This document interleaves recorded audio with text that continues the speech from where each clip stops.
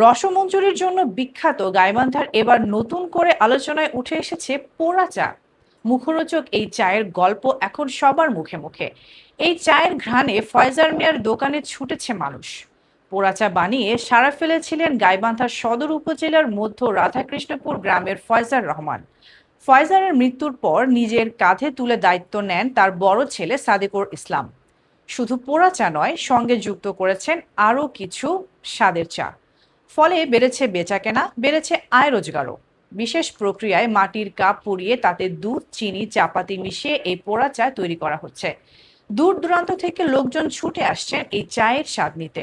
এখন আমাদের দেখা দেখি অনেকজনে বানাইছে, তা আমাদের মতন দিতে পারে না। সবাই আসে, খাওয়া যায় দূর দূরান্ত থেকে। আল্লাহ পাকে টিকে রাখছে। মা, বউ, ছোট ভাই ও 3 মেয়ে নিয়ে 7 জনের সংসার সাদেকুলের। একমাত্র বোন রশিদা খাতুনের বিয়ে হয়েছে। সাদেকুলের স্ত্রী বাড়ির কাজের পাশাপাশি দোকানের দুধ জাল করা সহ নানা কাজে সহযোগিতা করেন। ছেলের পরিশ্রমে সংসারের অভাব দূর হয়েছে, এতেই খুশি মা সাজেদা বেগম।